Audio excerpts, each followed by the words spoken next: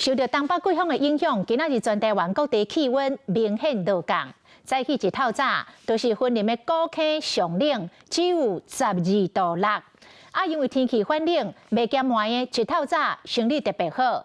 头家娘讲哦，这个避火量比平常时加出1/3。伫咧小小梅抗江市长鸭厝油食货，搁真济不拉鱼。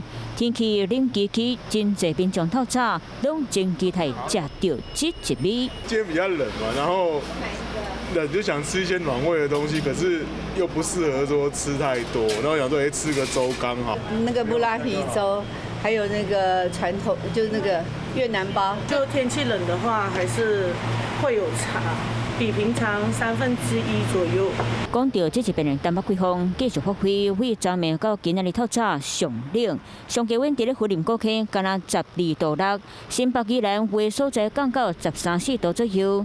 气温会溜落来，前气象局长陈明典普文讲是因为中国六地转大片的真空区，零度山东渐渐扫向南平。虽然上尾伫咧台湾无达到冷气团的标准，嘛是拢要注意温度的变化。高压的位置呢，基本上都还是在大陆这个区域啊。台湾附近在今天都还是吹偏向是东北季风的环境为主。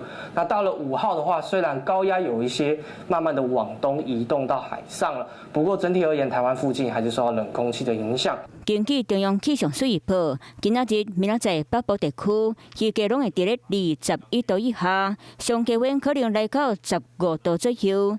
中南部受到东北季风影响，日间的温差可能来到10度左右。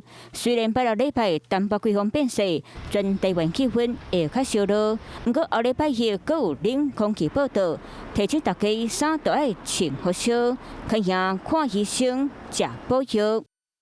Hello， 我是林仙怡。想要抢先掌握最及时的新闻资讯吗？赶快订阅、按赞、开启小铃铛，锁定华视新闻 YouTube 频道。